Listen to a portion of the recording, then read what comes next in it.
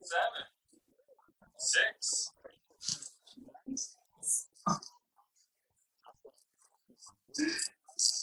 Oh, right. Okay, I get it. Yeah. Yeah, good, thanks, Salvatore. How are you?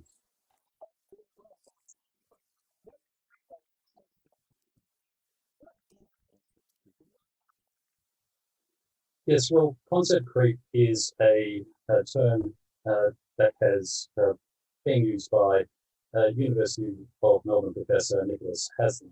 And concept creep is, as he says, is a term used to describe when a concept starts out in one sense or using one sense and then expands qualitatively and quantitatively into different phenomena. So Professor Haslam cites the example of trauma, which started out having quite a narrow definition, but over time, as it's been used, has been used to, it encompasses wider phenomena, qualitatively and quantitatively broader phenomena. So it started out to describe severe events of trauma, but it's now expanded to, well, basically less severe phenomena, which is covered by this label of trauma. And that can create issues in therapy. So to describe something which is, in the scheme of things, perhaps not as severe as traumatic, that can create issues. So that is Professor Haslam's concept, if you will, of concept creep.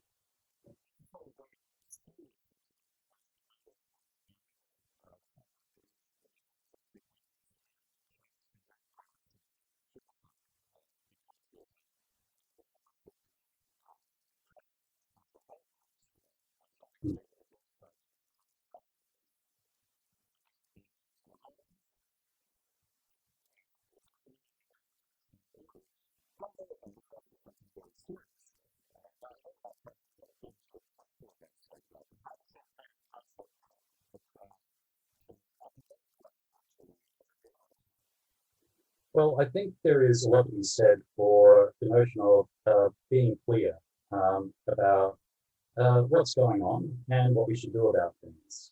As I've said elsewhere, liberty requires clarity. And that is a principle which should guide all our actions, being clear about understanding what's going on and what we should do about it. And conceptual rigor is a big part of clarity. So when it comes to, I've written about the harm principle. When it comes to the harm principle, we need to be clear about just what's going on when it comes to harm. In particular, what is being harmed and how it's being harmed, and what is this concept of harm.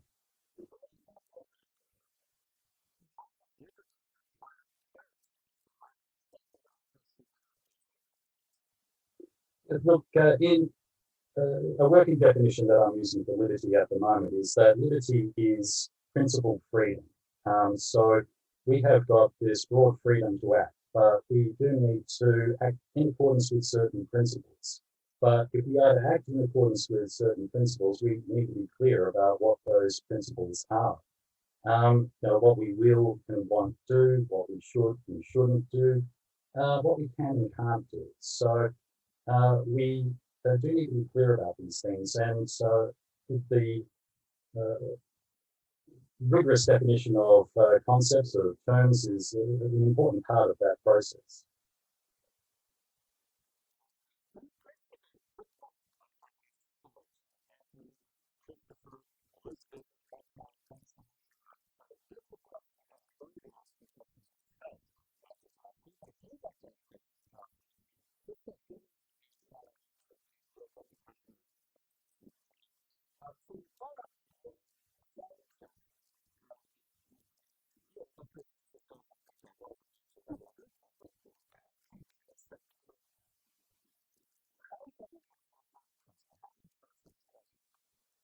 Yeah, well, with regards to the harm principle, first articulated by John Stewart Mill, the harm principle was essentially this.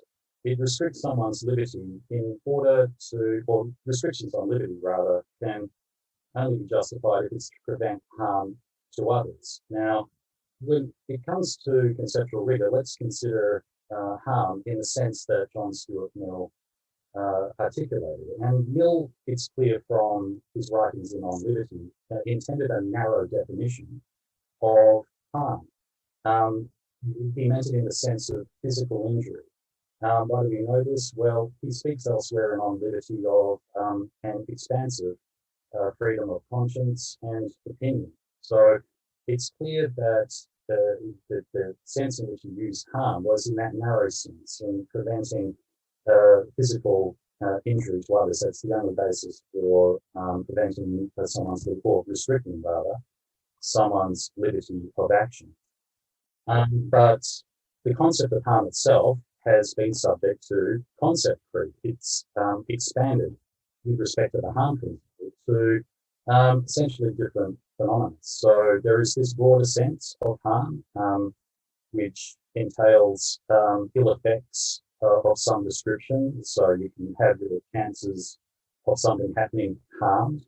That's kind of a broader definition of harm. And this broader definition of harm has crept into the harm principle. So what we have here is lawmakers, people more generally thinking, well, I'm acting in accordance with harm principle here by making laws with respect to these broader harms. But really, when you look back at how Mill intended the harm principle to operate, no, that's not what he intended. So I think there is something to be said for a bit of conceptual repair when it comes to the harm principle. Mm.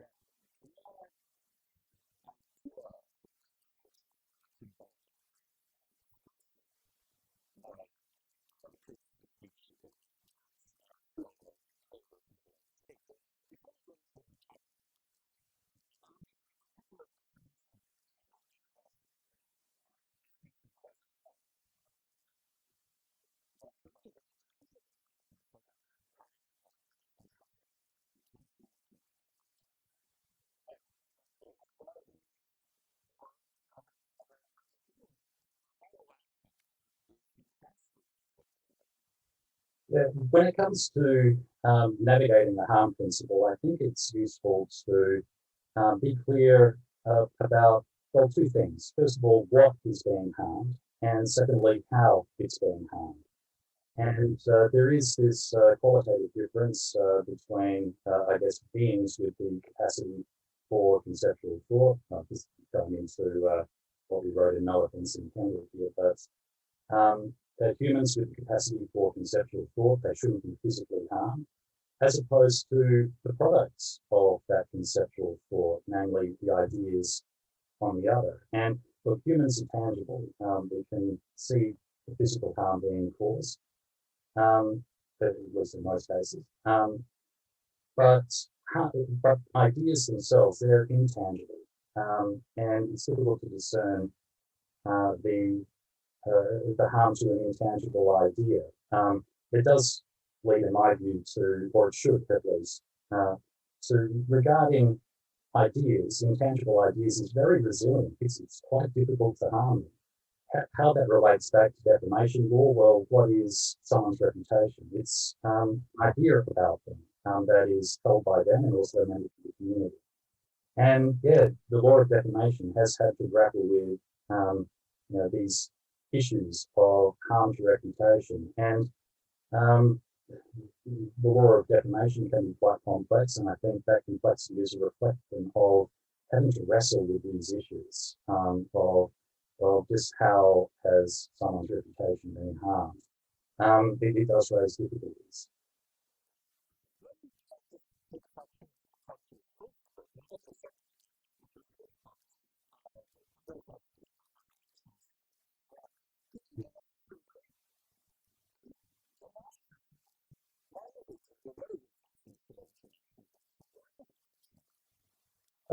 Section 18C of the Racial Discrimination Act is Australia's racial hate speech law, can be considered that way. And in the book, my fellow authors, Professor Augusto Zimmerman and Lorraine Fenway, and I argue that Section 18C is unconstitutional because it's not supported by what is known as Australia's external affairs power. So the Constitution gives the right of the Australian or the Commonwealth Parliament to legislate with respect to external affairs. We argue that that power does not support Section 18C. We also argue that Section 18C impermissibly infringes, as it's known in law, the implied freedom of political communication, which is implied from Australia's Constitution. So that's it in a nutshell. But yeah, Section 18C does make unlawful certain things. You cannot offend or insult, for example, other areas of 18C, offend or insult someone on the basis of race, color, ethnicity, etc. So we argue that 18C is an overbroad provision, which is not supported by the Australian Constitution or otherwise impermissibly infringes the freedom of political communication that is implied from Australia's Constitution.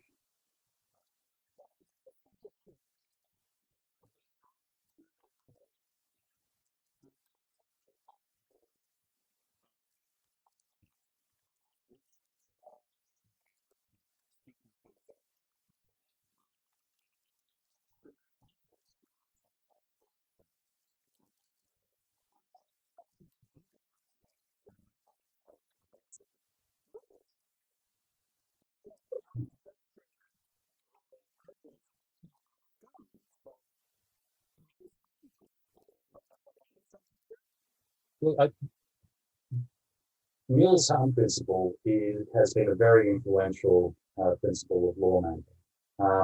And it has formed a major part of classical liberal philosophy. So it has become part of, I think, the fabric of lawmaking and in broader society. And but also conceptually, no one likes harm. It's a concept that sounds unpleasant, but is vague. But people say, "Oh, something's harmful, better avoid it." It doesn't surprise me, given how influential the harm principle is, given the ubiquity of this term harm, that activists and people who wouldn't regard themselves as classical liberals would nevertheless use this language.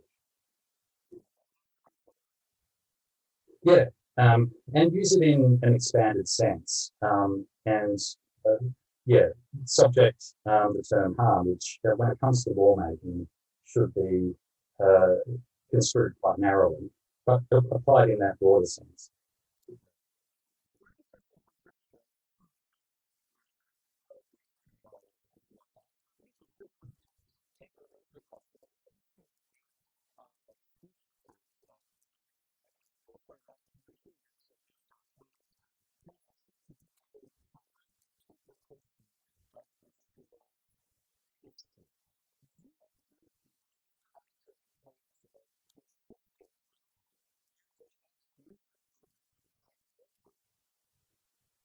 My view, first of all, I don't know the details of ANU's speech codes, but I will venture some general comments concerning intellectual freedom and the university sector generally. Intellectual freedom should be regarded rightly as a paramount value, and it should be any university policy concerning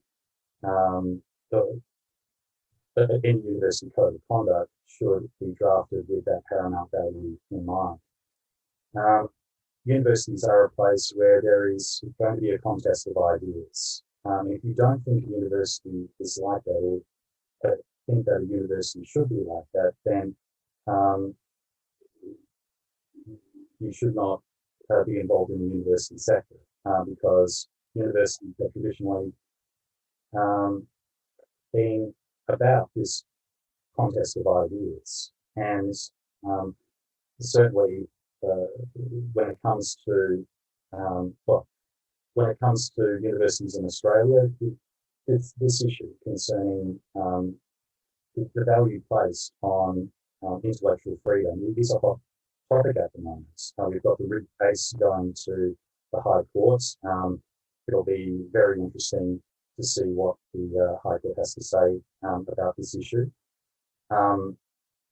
But yeah, look, my personal view is that intellectual freedom is the paramount value and should shape all universities, which potentially could impinge on intellectual freedom.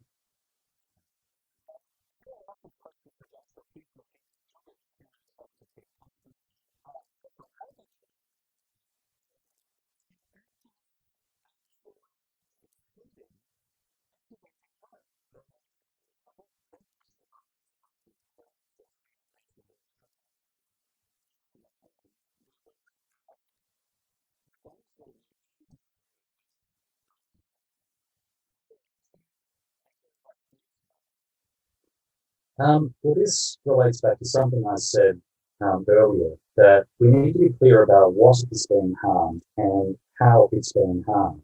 Um, so, uh, when it comes to issues of culture, for example, and you hear terms like cultural safety um, being used, well, if we unpack culture, culture is ultimately based on uh, ideas on based on values, practices which are in turn based on ideas and values. These kinds of products of conceptual thought, um, which I referred to earlier. And you have to ask yourself, well, is this something that should be kept safe? Um, given that, given that given the intangibility of ideas, ideas concerning culture can be very strong, can survive these kind of verbal attacks, and really don't warrant the protections that some activists would place around notions of culture. Um, so, yeah, you do need to be very clear what you're talking about when it comes to employing the harm principle. Are we talking about protecting someone from tangible physical harm, or are we really talking about ideas or intangible products of conceptual thought, like values, like thoughts, like feelings, like sentiments, like values, those kind of things? So that's a separate category. It's qualitatively different, and I think uh, once we're clear on those things, it does help navigate the harm principle.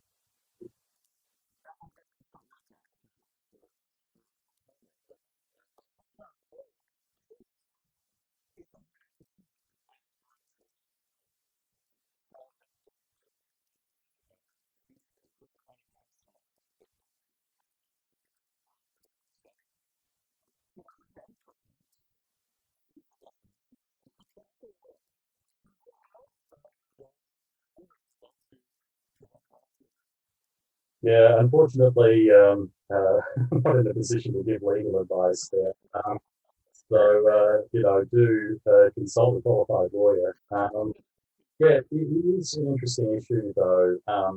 When it comes to speech codes in Australia, it's a live issue about whether they actually infringe on the implied freedom of political communication.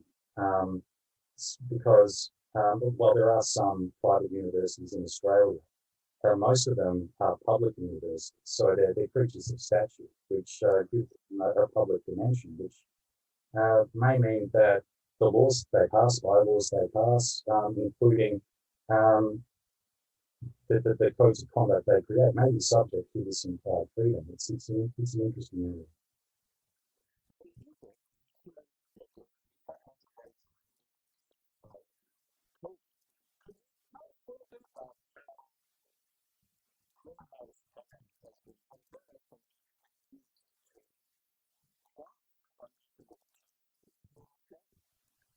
Yeah, look, this is, well, the book itself is an edited volume. It's the published papers from the latest edition of the West Australian Jurist, which is a law journal that I edit with Professor Zimmerman. And we've turned that into a book published through Kind of Thought. We've got a range of authors which comment on these issues, not only within Australia but also internationally. And the COVID-19 pandemic has posed perhaps the greatest challenge to fundamental freedoms in a generation. There were concerns about civil liberties in the aftermath of the September 11 attacks, and the need to balance national security considerations against fundamental freedoms. Here we've got sweeping restrictions on freedom of movement through the lockdown strategy. It poses extreme challenges to liberty in Australia and elsewhere. And we do need to keep sight of the fact that these are fundamental freedoms for a reason. Freedom of thought, belief, expression, movement are fundamental freedoms. So we do need to keep that in mind. It's a topic that is explored by the authors in our book, and they do it very well, they say. So, it's hard to give a concrete answer to your question, considering the different strategies that various jurisdictions have pursued, not only in Australia but internationally. But our point is that we've got to keep these fundamental freedoms firmly in mind.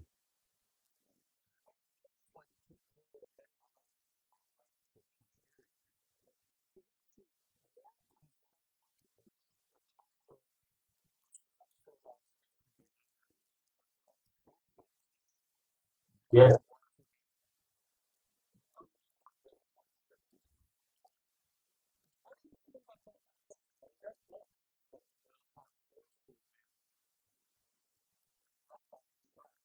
yeah, no, and it really shouldn't. So when it comes to Mill, he was concerned about the social pressures people could exert on others. The harm principle wasn't just intended by Mill to apply by states regulating societies, regulating individuals, but also people in society using those social pressures to pressure others. And going earlier, John Locke noted that there was a law of fashion, as he called it, something separate from state laws. A law of fashion is something that peers use to pressure others. And both Locke and Mill observed that these kind of societal laws, if I could put them that way, so making that distinction between the state on the one hand, or laws by the state on the one hand, and the laws of society on the other, those kinds of informal, social, societal. The societal laws could be far more pervasive, far more far-reaching in their effect, and they did sound a note of caution in the employment of these societal laws. So yeah, it is something that is often looked nowadays, but I think we see it all the time. If you look at social media mobs, that's a form of this kind of societal pressure, the enforcement of a form of societal law that we need to be very careful about. Because, yeah, it is something that has long been identified by liberal philosophers, classically liberal philosophers, as an issue.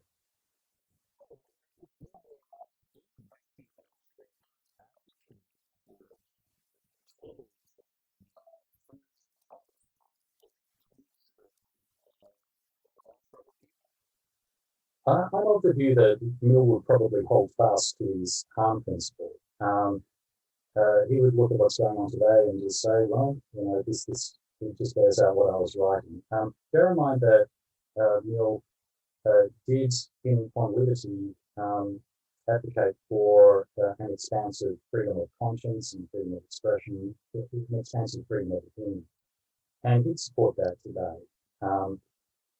He'd still support, I think, that narrow definition of harm that he advocated in the harm principle. So the means of expression have taken on new form.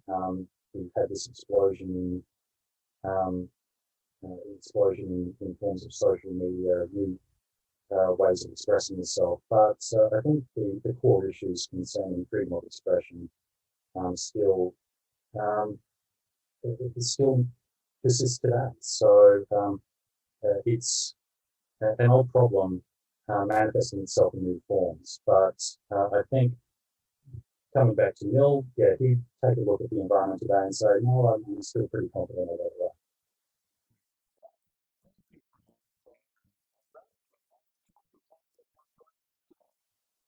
Well, thank you so much, Salvatore. It's been great talking to you.